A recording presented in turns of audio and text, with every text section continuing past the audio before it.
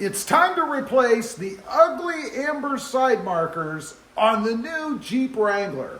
What I'm talking about are these nasty looking amber covered lights here on the sides of the fenders. Now, I believe you do have to have an amber light here when it's lit up, but they don't have to be amber on the outside. And I've got the perfect solution. This actually came from a previous Jeep that I had. They are from Diode Dynamics. They're LED side markers, and it's very simple. You take the old one out. There is a screw hole here. There's a screw that holds this in. I'll show you that. And then you go ahead and plug it into the existing end underneath the fender there. Very easy to do. In a nutshell, I'll tell you real quick. All you have to do is remove a couple of little push pin like things under here. That will allow you to pull the fender in a little bit, the inner fender, that's tough to say. And then with a Torx bit screwdriver, you go ahead and remove a screw that screws right into the edge here where I showed you over there, and then just pull this right out. Pretty simple. It is a little tight under there to go ahead and unplug, so that's always interesting to do. We shall see if this is the same. Hopefully the wiring is the same in this year. All right, got a light set up, have you guys on the old hat cam, and hopefully you'll be able to see. This first one I know you will. Right here, this little push pin thing. Just need to get under the edge, get it cooperating. Sometimes easier said than done, right?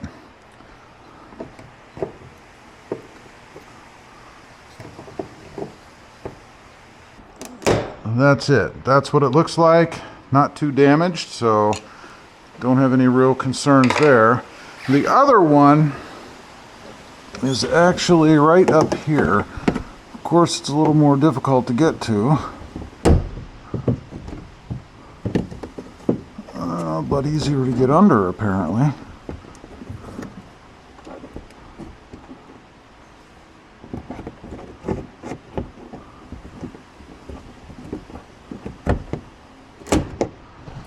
Just like that.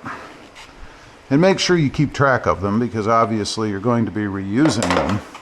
Now you just kind of grab the edge of the fender liner and kind of take note of the way it is. Everything is all tucked under here, so nothing is up over the edge.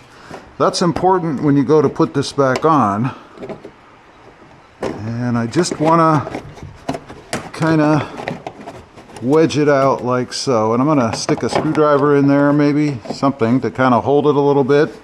Now I don't know if you'll be able to see this or not, but looking right in there, there is a bolt right where the light is shining, or a nut I should say, or a screw, even better, that is a Torx head. That's what you want to loosen or disconnect. You really have to take it out. So I'm going to go ahead, and I think it's a Torx bit 30 if I remember. And you can't see anything in here.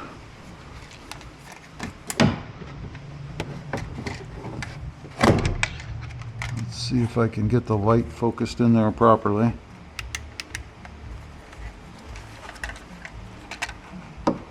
There, I can sort of see it right there. Once you get your screwdriver in, you don't need to see anymore, right? So that, of course, is now in my way. I'm just going to loosen that up.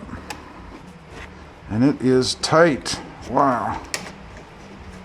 You can probably see the light itself is now moving.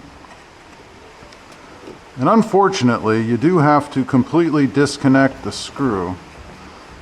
It'd be nice if it just kind of sat in there somehow, but it really doesn't. You can see it sitting right there. I'm going to try to leave it in there and then push the next one up against it. I don't know that that's going to work. Probably not. I should probably just take it out so it doesn't fall somewhere, and that's what I think I'm going to do. If I can get my fingers in there. It would also be nice to have a magnetized Torx bit screwdriver, which I think I might have. Not very strong, no. Set that aside. Now, if you look inside here, which I'm sure you're not going to be able to see, the wiring, just force that all the way out of the way, why not? The wiring is right there, and the plug for it is right here. You want to make note of how it's plugged in there so that it's easier for you to put the other one in, believe me. It just has one of those little push things on the top. Let me grab the new light.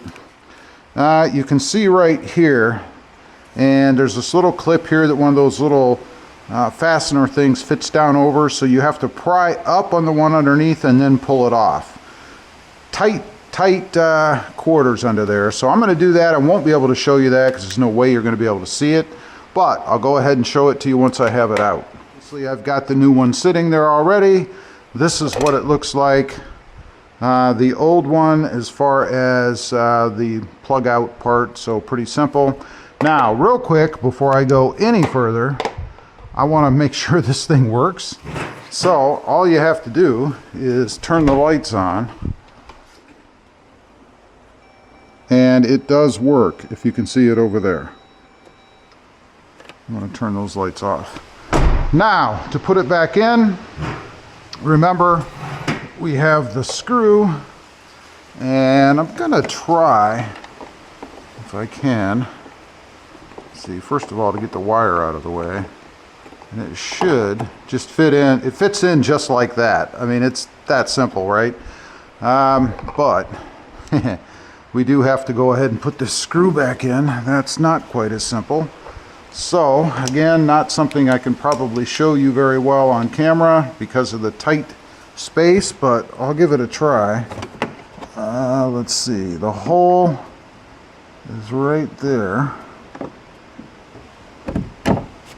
And it feels like I hit it. Let's see. You'll know pretty quick because obviously it has to screw in there. This thing is in my way. If you do this and you can get a longer screwdriver, I would highly recommend it. It's just easier. If you have a longer screwdriver, you can see how tight I am here, but nonetheless, it feels like that's it, like I've got it in. Not too shabby. So I'm going to go ahead, button this back up. All we have to do is stuff it back under there, put those pins back in, and then I'm going to do the other side, then we'll show you the finished product. Okay, got it all done. I will admit that screw on the passenger side was a bit of a pain, not to get in or anything, but to thread it through that small opening and get it married up to the hole in the light. Not the easiest thing to do, but a magnetic screwdriver surely does help. Let's take a look. You guys can see that's what it looks like with the lights off, of course. Here's the passenger side. I just like that it's all one color, right? I mean, it looks pretty darn sharp to me. Now, let's go ahead. I'll flip the lights on so you guys can see it lit up, at least in the daylight. It is pretty profound, and as you can see, it is amber, so there's no legal problem. And it does match the LEDs in these front marker lights or turn signals.